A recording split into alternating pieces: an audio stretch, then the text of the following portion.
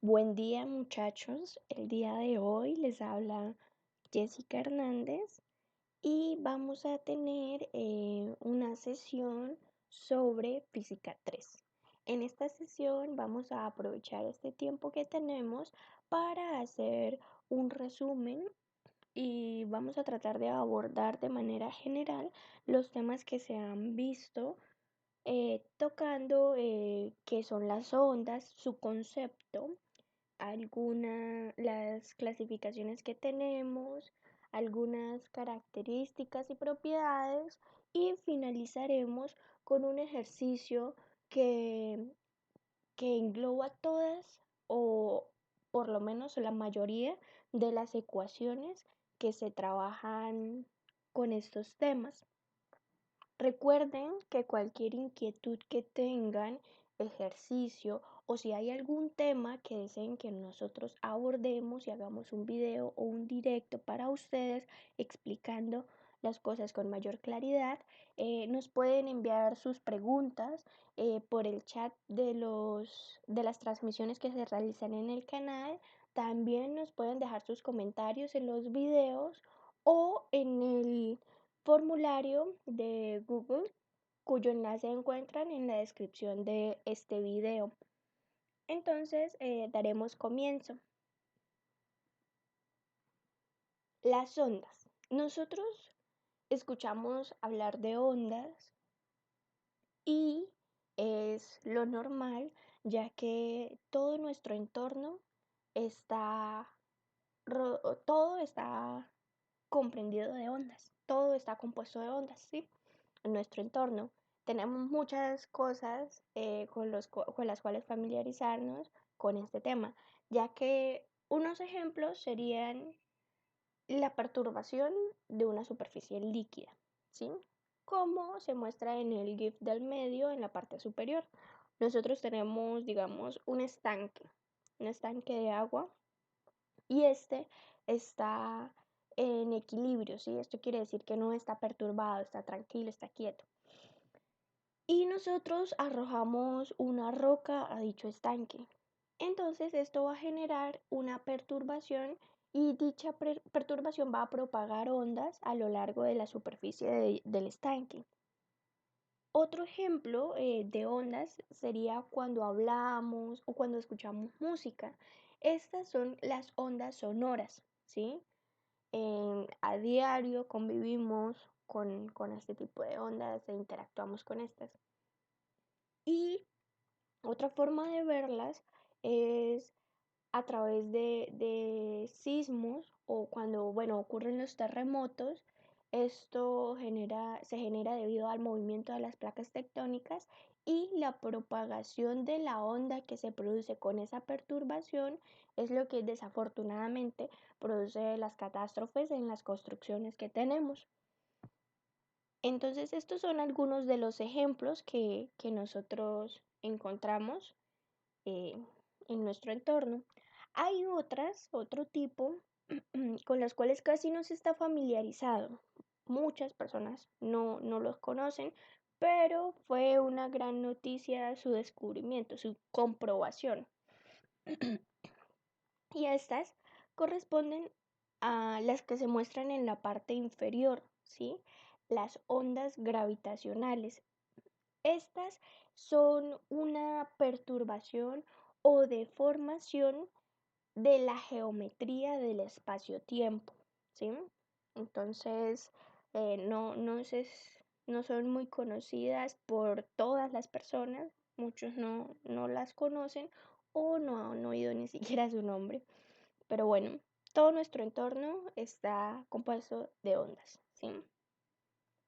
Entonces, como tal, su concepto, ¿qué son? Entonces, nosotros decimos que las ondas corresponden a la propagación de alguna perturbación en un sistema o en una propiedad del espacio. ¿Con propiedad a qué nos referimos? Eso quiere decir que es una perturbación en la densidad, la presión, eh, el campo eléctrico o el campo magnético. Y esto implica un transporte de energía al momento que la onda se propaga. Nosotros tenemos muchos tipos de ondas, ¿sí? Varios tipos, y se clasifican de diversas maneras. Entonces, nosotros tenemos una clasificación que es en función del medio en el cual se están propagando, ¿sí? En este grupo tenemos tres clases de ondas: las ondas mecánicas, las ondas electromagnéticas y las ondas gravitacionales.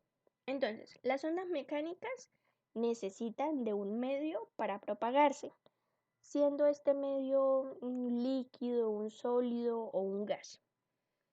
Y la velocidad de propagación se ve afectada por las características del medio. Esto quiere decir que dependiendo la homogeneidad, la elasticidad, la densidad y la temperatura a las cuales se encuentra el medio en el cual la onda se está propagando, la velocidad de dicha onda va a cambiar. En el caso de las ondas electromagnéticas, nosotros tenemos que éstas se propagan en el espacio sin necesidad de un medio. Debido a eso, se dice que se pueden propagar en el vacío y son producidas por oscilaciones del campo electromagnético. Con las ondas electromagnéticas, el ejemplo más fácil, por decirlo de alguna forma, sería la luz proveniente del sol, ¿sí? Entonces, ese sería un ejemplo de ondas electromagnéticas. Y las ondas gravitacionales, como las mencionaba con anterioridad, corresponden a una alteración de la geometría del espacio-tiempo. También tenemos una clasificación en función de su dirección. ¿Qué quiero decir con esto? Hay tres tipos en ese grupo, que son las unidimensionales, las bidimensionales, que también corresponden a las superficiales, también se conocen así, y las terceras, que son las tridimensionales o esféricas.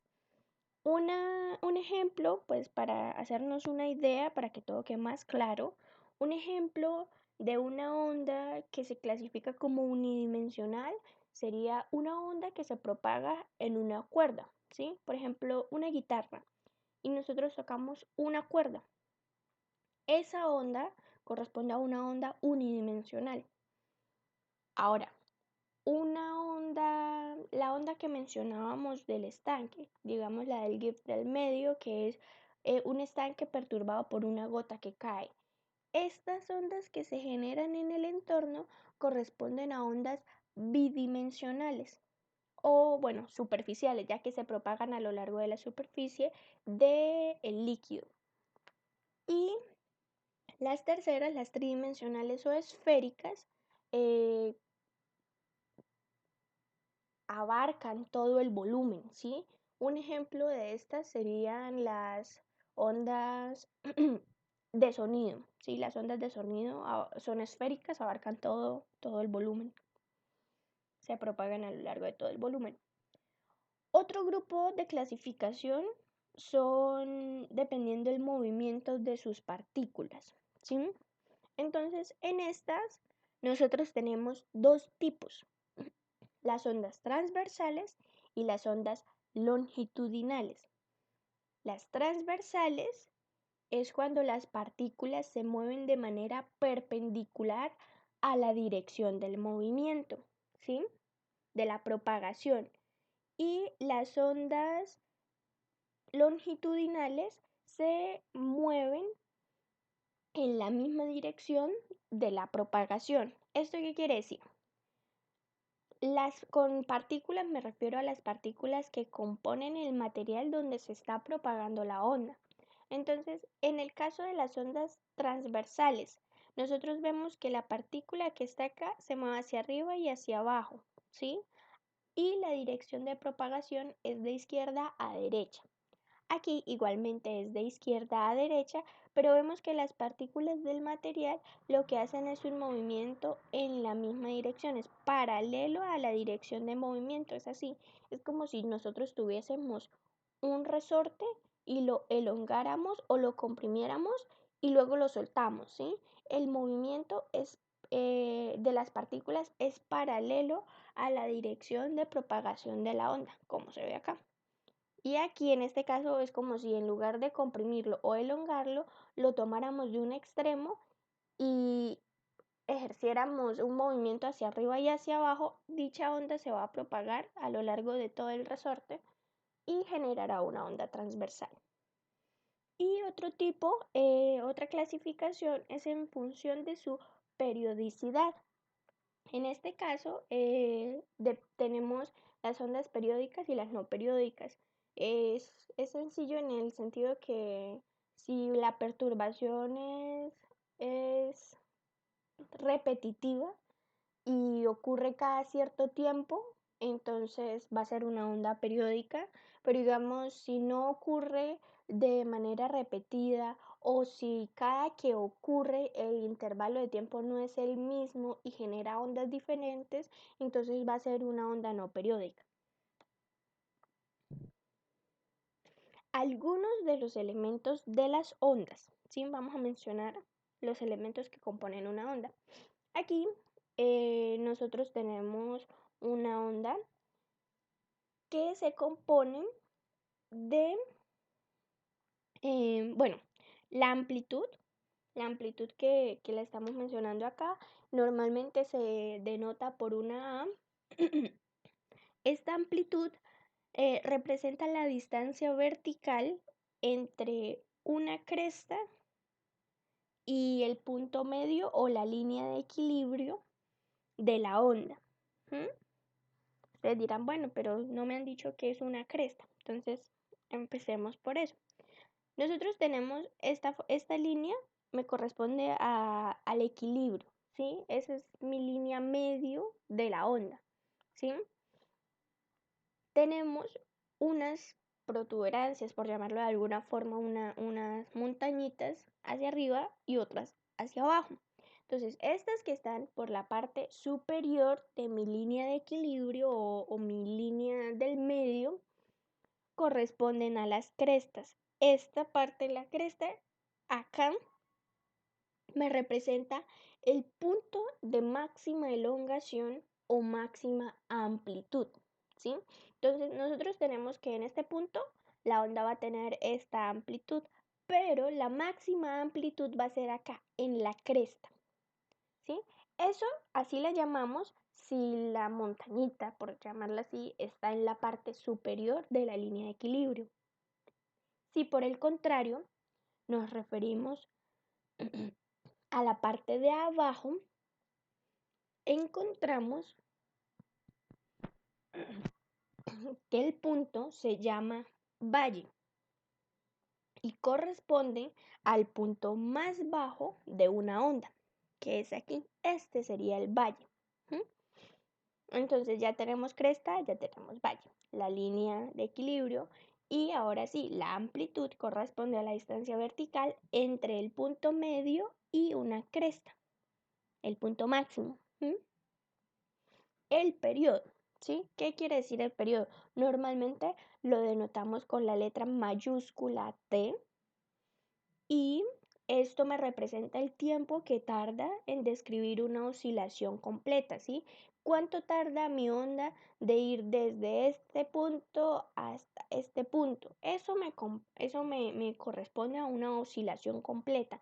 ¿Cuánto tarda en volver al mismo punto de alguna forma, ¿sí? O sea, con mismo punto no nos referimos al mismo punto del espacio-tiempo, sino cuánto tarda de ir de una cresta a otra cresta. La frecuencia. La frecuencia es una F minúscula o en algunos casos también la denotan con nu, ¿sí? Por ahora trabajémosla con una F minúscula.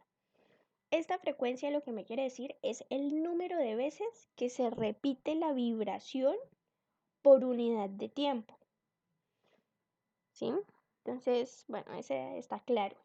Ahora, la longitud de onda me representa la distancia entre dos crestas, ¿sí? De punto a punto. También puede ser entre dos valles o entre dos nodos, pero que no estén consecutivos. Es decir, desde aquí hasta aquí. Otra forma de verlo es la distancia entre la cual se forma pues una oscilación completa. Por eso, si es de dos nodos, tiene que ser no consecutivo, es decir, de acá, este no, este sí. Ahí se forma una oscilación completa. Por eso también se mira desde las crestas. Desde aquí hasta aquí ya tenemos una oscilación completa. Entonces hay varias formas de mirarlo. Dejémoslo como la longitud entre dos crestas, esa es la longitud de onda. Y el nodo, bueno, lo que les mencionaba de los nodos, es estos puntos donde la onda corta con la línea de equilibrio, ¿sí? Donde se cruza. Todos estos puntos de corte son los nodos. Bueno, en las ondas también tenemos algunas características bueno, se conocen como fenómenos ondulatorios, pero eso lo dejaremos para un próximo video, ¿sí? Si tienen ejercicios ya saben que nos los pueden hacer llegar o si tienen dudas en concreto de algún fenómeno que quieren que abordemos, entonces nos lo dicen.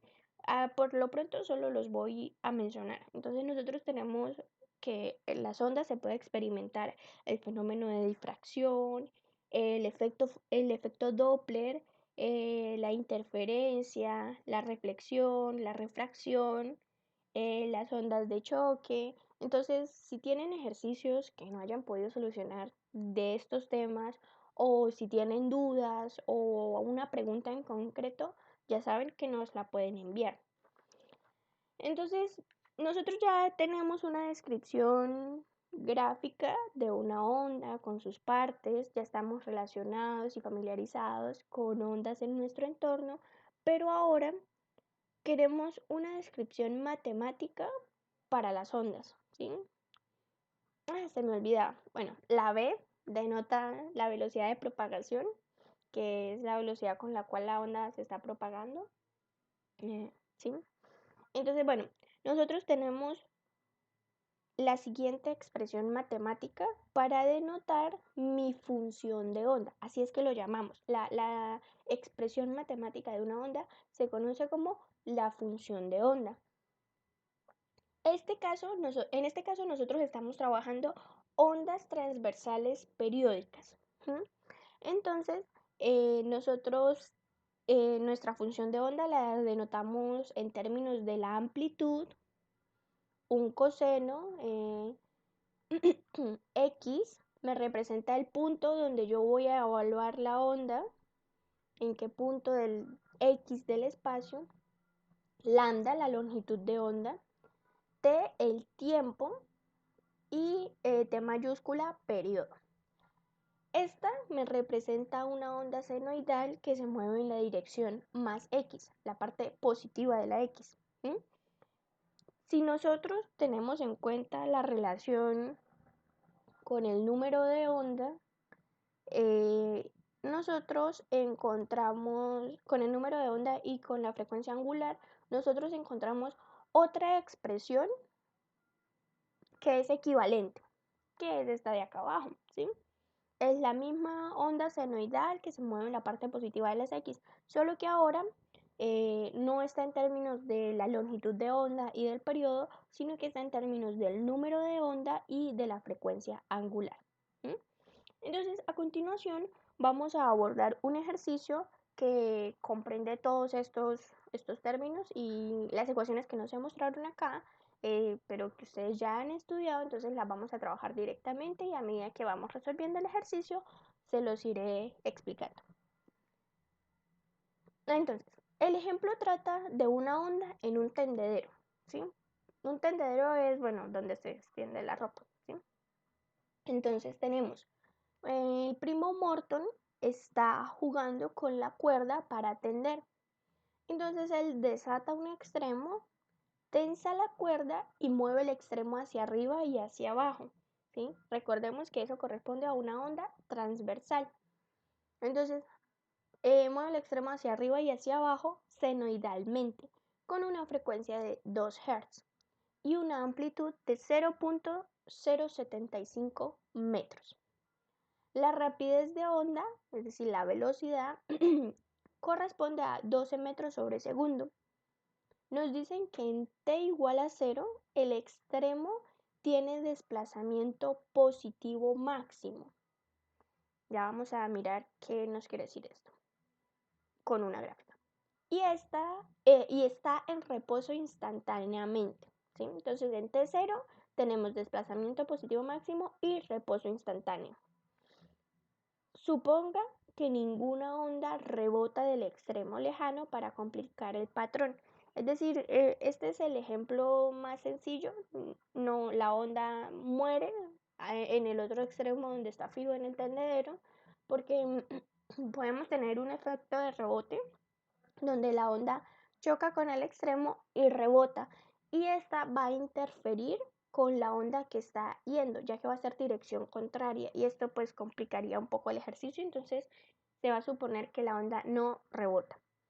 Nos piden calcular la amplitud, la frecuencia angular, el periodo, la longitud de onda y el número de onda. Vemos que piden todo. Entonces ahí vamos a repasar todo. B, obtener la función de onda que la describa, y C, escribir las ecuaciones para el desplazamiento en función del tiempo, del extremo que Morton sujeta y de un punto a 3 metros de este extremo. Entonces en el C nos piden dos cosas. ¿Sí? Este es un problema que trata sobre cinemática, ya que es el movimiento de la cuerda.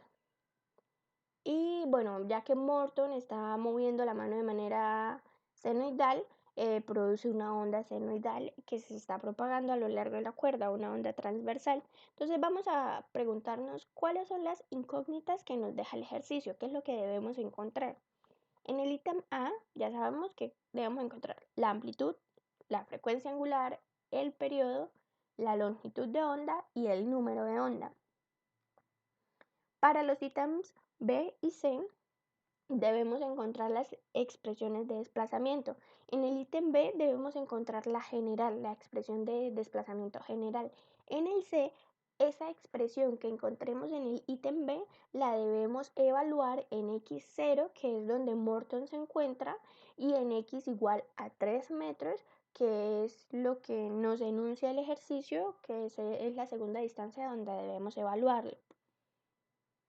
Entonces, para el ítem A, una representación gráfica es esta que se presenta acá, donde nos dicen que la elongación máxima es aquí en x0, donde se encuentra Morton. Entonces, bueno, ahí tenemos la longitud de onda. Esta es una representación. Y ahora me gustaría presentarles esta animación, ¿sí? Aquí no tenemos la misma amplitud de la onda, ya que el programa no tiene alcance a esos valores, pero sí quiero que veamos el comportamiento. Entonces, la frecuencia sí es la misma y no vamos a tener rebote, no vamos a tener nada de atenuación. Entonces, vemos la forma que toma la cuerda, ¿sí? Asumiendo que Morton está aquí, este es el brazo de Morton, y este es el extremo fijo. Entonces, este sería más o menos el comportamiento que tendría la cuerda, más o menos. Recordemos que aquí no tenemos la misma amplitud. Entonces, así sería con una tensión máxima. Si no tuviésemos tensión, las partículas no se moverían tan armoniosamente, por decirlo de alguna forma. Y si hubiese algún efecto de atenuación o de amortiguamiento, en este extremo, en la parte derecha, vemos que acá la curva empieza a desvanecerse, ¿sí? Entonces, esto complicaría el ejercicio, ¿sí? Porque deberíamos tener en consideración la onda que va y la onda que rebota, y cómo esta onda que va interfiere con la onda que rebota, ¿sí? Entonces, bueno, eso era como para tener una idea. Si gustan, les voy a dejar el link de la simulación para que la puedan trabajar un poco más. Entonces volvemos al ejercicio. ¿Qué expresiones necesitamos? ¿Sí? ¿Cuáles vamos a usar? Entonces nosotros tenemos la relación entre la frecuencia y el periodo. La relación, la expresión de velocidad en términos de la longitud de onda y la frecuencia. Tenemos dos expresiones para la frecuencia angular, que una está en función de la frecuencia y otra en términos de la velocidad y el número de onda. Y el número de onda en función de la longitud de onda. Entonces, a partir de esto y del enunciado, nosotros tenemos ya una respuesta, ¿sí? Me preguntan cuál es la amplitud en el ítem A. Y a nosotros eso ya nos lo da el ejercicio. Adicionalmente nos da la frecuencia, ¿sí? Entonces ya tenemos la amplitud. Queremos encontrar la frecuencia angular. Si tenemos la frecuencia, entonces usamos la relación entre frecuencia angular y frecuencia, que es igual a 2pi por f. Reemplazamos f, que es 2 Hz, y esto nos va a dar igual a 4pi. Al resolver ese 4pi, nos da que la frecuencia angular corresponde a 12.6 radianes sobre segundo, ¿sí? Ya tenemos dos respuestas. Ahora, con la misma frecuencia que tenemos, lo único que hacemos es reemplazar en la expresión de periodo. Entonces nosotros tenemos que el periodo va a ser un medio y esto será igual a 0.5 segundos, ¿sí? Acordémonos de las unidades, es muy importante. Hertz, para que lo recuerden, es segundos a la -1 o 1 sobre segundo. Eso es lo mismo, ¿sí? Entonces, por eso queda de esta forma las unidades. Ahora, ya conociendo, nosotros ya conocemos también la velocidad, esa la enunciaba el ejercicio, que son 12 metros sobre segundo. Entonces, conociendo la velocidad y teniendo la frecuencia, nosotros tenemos que la longitud de onda será 12 medios, lo cual equivale a 6 metros. Esa es nuestra longitud de onda. Con la longitud de onda ya podemos pasar a encontrar el número de onda, que se representa como 2pi sobre lambda, y con eso encontramos que el número de onda corresponde a 1.05 radianes sobre metro. Hay una expresión equivalente, lo pueden probar, llegan al mismo resultado, que es el número de onda en términos de la frecuencia angular y la velocidad de propagación. Pueden reemplazar los valores si desean y comprobarán que llegan al mismo resultado, ¿sí? Entonces ese es el número de onda. Para el ítem B nos piden la expresión para la función de onda. Nosotros tenemos dos caminos. Por un lado, podemos encontrarla, empleando la amplitud, la longitud de onda y el periodo. Por otro lado, podemos usar la segunda, que es empleando la amplitud, el número de onda y la frecuencia angular. En este caso lo podemos hacer por cualquiera de las dos formas, pero hay ejercicios que no es posible encontrar todos los valores o no nos brindan todos los valores, entonces toca buscar cuál de las dos formas se asemeja más a los datos que yo tengo, ¿sí? ¿Cuáles datos yo tengo?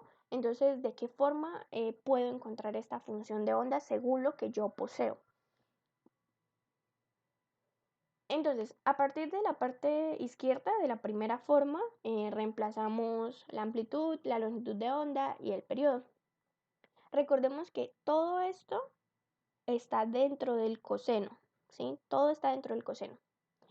Esa es la fase, ¿sí? Entonces, este es 2pi, entramos a multiplicar a los dos términos y encontramos esta expresión, ¿sí? Esta es mi función de onda según la primera ecuación. Si reemplazamos estos valores en mi segunda expresión, encontramos que efectivamente corresponden a la misma función de onda. Entonces así les muestro que son equivalentes, son expresiones equivalentes, ¿sí? Entonces es indiferente cuál de las dos usen, todo depende de qué datos poseen. Ahora, con esta expresión para la función de onda que encontramos, grabémosla, vamos a pasar al ítem C y aquí tenemos que evaluar dos puntos. El primero, este es el primero, en x igual a 0. Entonces reemplazamos x igual a 0. Con eso, este término del coseno, dentro del coseno, se me va a ir y me va a quedar menos 12.6t como la fase, ¿sí? Pero nosotros ahora debemos recordar que el coseno corresponde a una función par. Esto quiere decir que f de menos x va a ser igual a f de x. Es decir, coseno de menos 12.6t será igual al coseno de 12.6t. Con esto obtengo que la expresión para la función de onda queda de esta forma. Para el valor de x igual a 0. Ahora, cuando yo tengo que x es 3, perdón, x igual a 3, que es el segundo punto que me piden que evalúen, entonces reemplazo el valor de x como 3 y con eso, bueno, esto es con esa expresión que traíamos, ¿sí?